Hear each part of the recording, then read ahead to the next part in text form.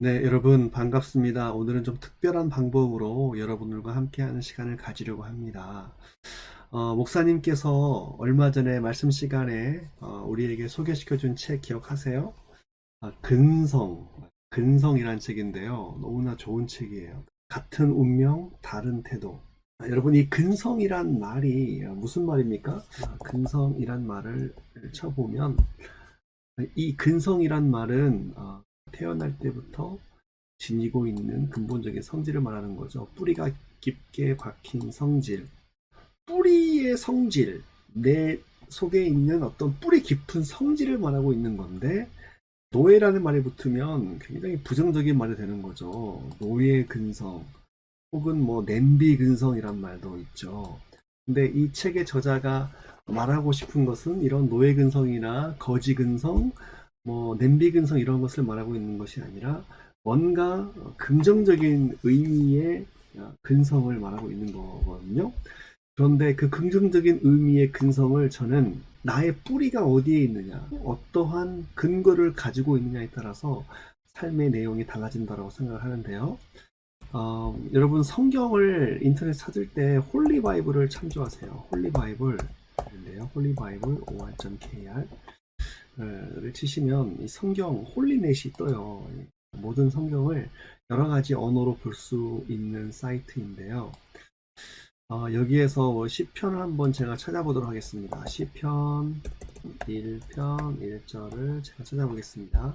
복 있는 사람은 악인들의 꾀를 따르지 아니하며 죄인들의 길에 서지 아니하며 오만한 자들의 자리에 앉지 아니하고 오직 여호와의 율법을 즐거워하여 그의 율법을 주야로 묵상하는도다.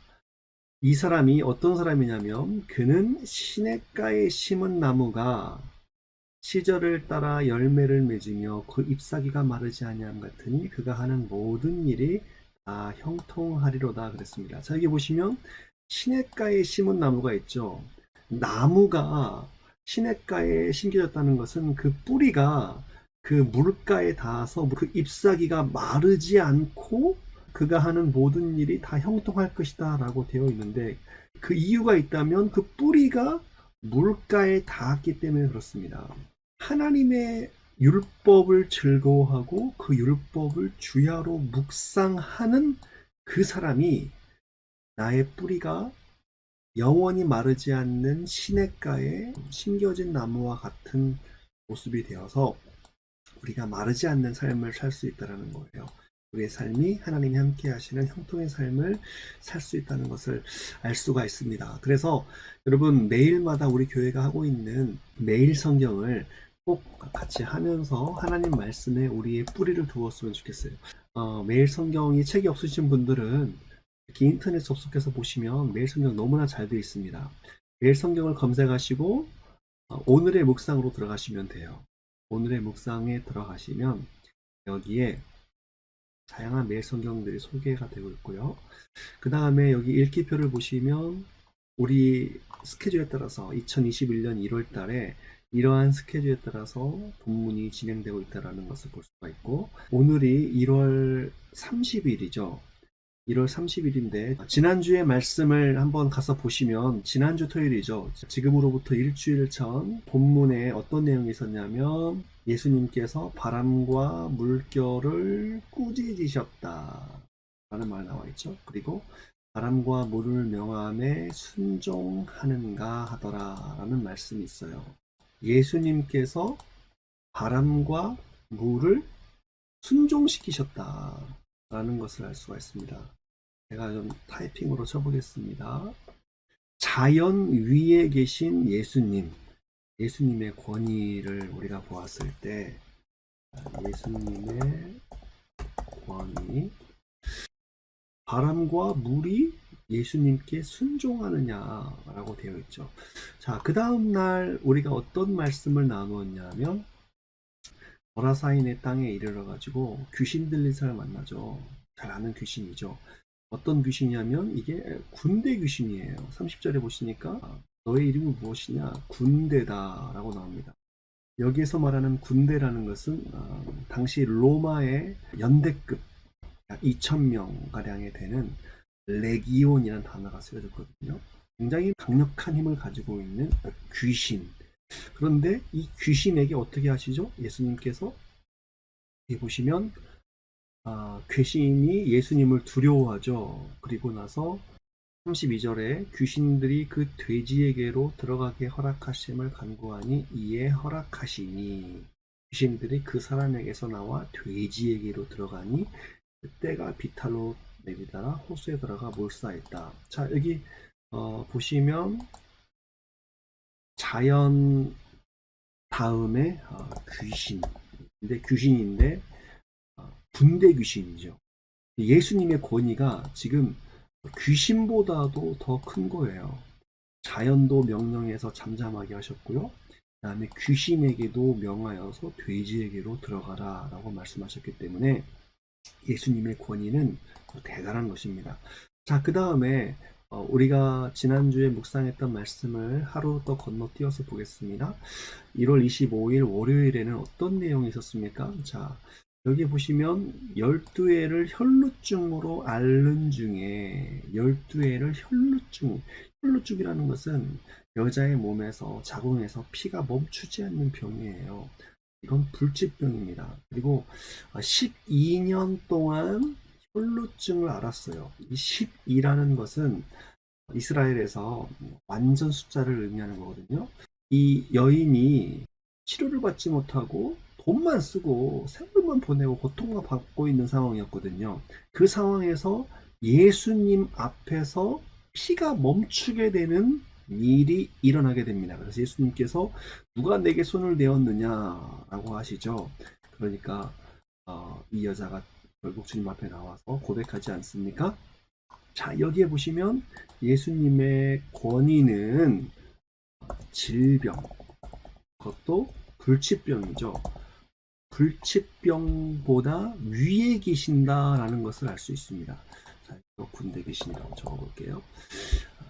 예수님의 권위는 자연보다 높고 군대 귀신보다 높고 불치병보다 높다.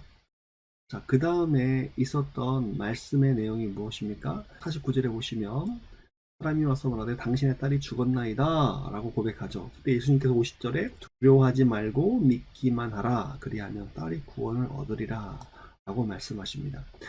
자, 그래서 모든 사람들이 다 비웃는 상황이었는데 예수님께서 54절에 아이의 손을 잡고 불러 이르시되 아이야 일어나라 라고 하시니까 그 영이 돌아와 아이가 곧 일어났다 라고 나옵니다. 자, 여기 보시면 예수님의 권위에 대한 문제가 다시 이어지고 있는 것을 보게 되는데요. 예수님은 죽음 위에 계시죠. 죽음 위에 계신다는 것을 알 수가 있습니다. 자, 잘 보세요. 점층법적으로 예수님의 권위가 강조되고 있는 것을 지난주 일주일의 큐티 말씀이 우리에게 말을 해주고 있는 거예요. 자연 위에 계신 예수님, 귀신, 군대 귀신, 그것도 강력한 군대 위에 계신 예수님, 그리고 질병이, 그것도 사람들이 고칠 수 없는 의학 기술로 손댈 수 없는 불치병 위에 계신 예수님, 그리고 죽음의 권세 위에 계신 예수님을 살펴볼 수가 있었습니다. 예수님의 권위가 이렇게 강력한 권위예요. 우리가 믿고 우리가 신뢰하는 예수님은 창조주이시고 우리의 구원주이십니다. 이 믿음을 우리가 가지고 있어야 되는데요. 1월 26일 화요일 말씀을 보세요. 누가복음 9장에 있는 말씀이었는데요. 오병이어의 사건이 나옵니다. 오병이어의 사건. 근데 어떤 사건이었습니까? 날이 저물어가는 상황이었고 빈들이었습니다. 아무것도 없는 상황이었어요. 진짜 먹을 것이 없는 상황이었는데 예수님께서 떡 5개와 물고기 2마리를 가지사 하늘을 우러러 축사하시고 떼어 제자들에게 주셔서 모두가 먹고 다 배불리 먹었다. 그러면 여기에서 말하고 있는 주님의 권위는 무엇이었을까요? 경제적인 문제 위에 계신 예수님입니다. 타이핑해 보겠습니다. 경제 위기라고 할게요. 우리 인생의 최고의 화두는 어쩌면 이 돈의 문제일 수도 있습니다. 경제적인 위기일 수 있어요. 사람들이 다 견뎌도 이 경제 위기를 못 이겨내는 사람들이 있거든요. 그런데 우리가 지난주에 봤던 말씀을 보면 예수님의 권위, 예수님의 권세와 능력은 자연을 뛰어넘고 귀신을 뛰어넘고 불치병도 뛰어넘고 죽음도 뛰어넘고 경제 위기도 뛰어넘는 것을 보여주고 있는 것입니다. 그만큼 우리 주님이 대단하신 분이시죠. 창조주이시고 구원주이시고 공급자 되시는 예수님. 그 예수님을 우리가 말씀을 통해서 살펴볼 수가 있었습니다. 우리가 금요일에 1월 29일 금요일에 나눈 말씀을 보시면 하지만 주님의 권위가 이렇게 있는데 우리의 믿음이 없어요. 그러니까 우리의 삶의 문제가 자꾸 비뚤어지는 것입니다. 귀신 들린 아이를 쫓아내지 못하니까 사람들이 당신의 제자들이 진짜 하지 못하더이다 라고 꾸짖지 않습니까? 그래서 예수님께서 41절에 믿음이 없고 패역한 세대여, 믿음이 없고 패역한 세대여 라고 되어 있잖아요. 믿음이 어떤 믿음입니까? 예수님의 권위, 예수님의 권위를 인정하지 못하는 믿음이에요. 예수님의 권위, 제가 타이핑한 부분 기억나시죠? 자연 위에 계시고 군대 귀신이라도 불치병이라도 죽음의 권세, 경제적인 위기라도 주님의 권세 앞에 다 굴복하는데 우리가 믿음이 없는 거예요. 주님의 권위를 인정하지 못하는 믿음이에요. 그러니까 패역한 세대라는 말이 나오죠. 여기서 말하는 이 패역한 세대라는 것은 우리의 문제가 비뚤어진다는 의미입니다. 우리의 삶에서 여러 문제가 자꾸 꼬이는 거예요. 모든 문제가 꼬이는 이유가 어디에 있습니까? 이 주님의 권위를 인정하지 못할 때에 우리의 문제가 꼬인다는 것을 오늘 본문이 말을 해주고 있습니다.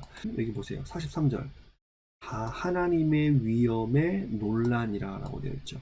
하나님의 위엄이란 표현이 되어 있죠. 이 위엄이란 말을 찾아가서 한번 볼게요. 홀리바이블 너무나 좋은 사이트이기 때문에 잘 보십시오. 이 하나님의 위엄에 놀랐다라는 표현이 NIV에서 어떻게 나와 있습니까? 비교해서 보겠습니다. 누가복음 9장 43절 보세요.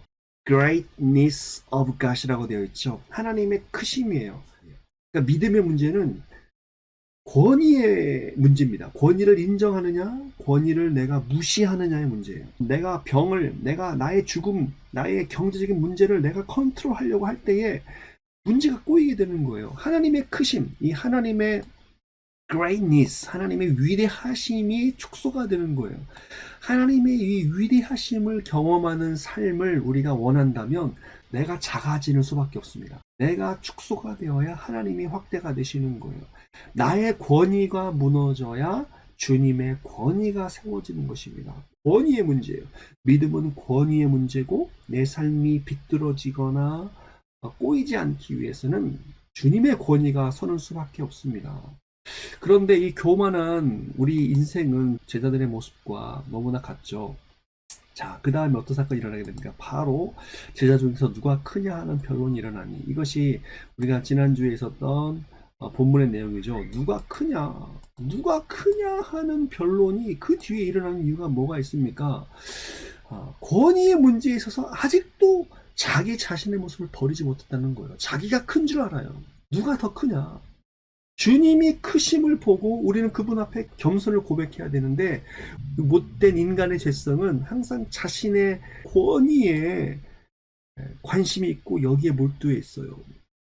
나의 권위를 세우는 것에 관심이 있다고요. 지금 그 앞에서 쭉 주님은 자연 위에 계시고 군대 귀신 위에 계시고 불치병 위에 계시고 죽음 위에 계시고 경제적인 문제 위기 위에 계신 주님의 모습을 보여주었는데, 그 모든 것들을 경험한 우리 인간들의 모습은 내가 더 크다, 이것을 위해서 살아간다고요. 그래서 우리의 모든 문제가 여기에서 파생된다는 것입니다. 예수님께서 그렇게 해서 어떻게 하시죠? 어린아이 하나를 우리에게 소개시켜 주시죠. 어린아이, 이 파이디온이라는 말은 유아부 아이들을 떠올리시면 돼요. 이제 막 걷기 시작한 그 작고 초라한 그 아이들을 보여주시면서 이 아이들을 영접하는 자가 곧 예수님을 영접한 자들이다. 다시 말해서 이 어린아이의 위치보다 자기 자신의 위치를 낮추라는 것입니다. 작은 초라한 비천한 무시받는 이 존재를 귀하게 여기는 겸손함을 가지라는 거예요. 이것 역시 권위의 문제라는 것을 우리에게 말씀해 주고 있는 거예요. 그래서 지난주부터 이번 주 이르기까지 누가복음 8장 9장은 이 권위의 문제를 다루고 있는 거예요. 예수님의 권위 앞에 나의 교만과 나의 높아지고자 하는 그런 나의 고집과 나의 생각을 주장하고자 했던 그러한 잘못된 모습을 내려놓고 철저하게 어린아이와 같은 모습, 아니 어쩌면 어린아이보다 더 못한 심정으로 그 어린아이를 받드는 겸손한 모습으로 우리가 나아가게 된다면 예수님의 권위가 살아나게 될 것이고 예수님의 능력이 나타나게 될 것입니다.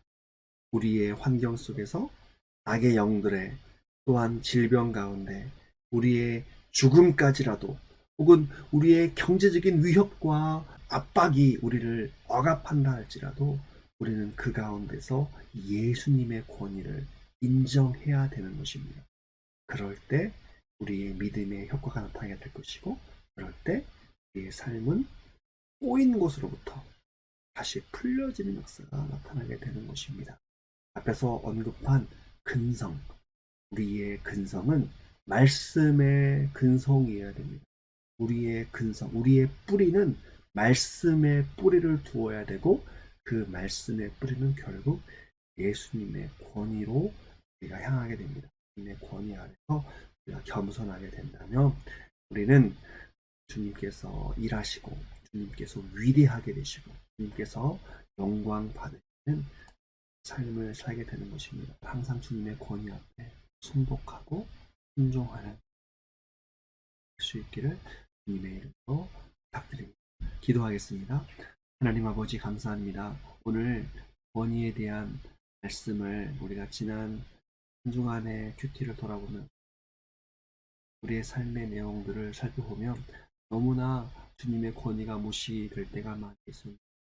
우리를 용서하여 주시고 우리가 언제나 주님 앞에서 겸손하게 하여 주셔서 모든 것 위에 계신 주님을 바라보고 간구하고 의지하는 자들가 될 수 있도록 주옵소서. 예수님의 이름으로 기도드립니다. 아멘.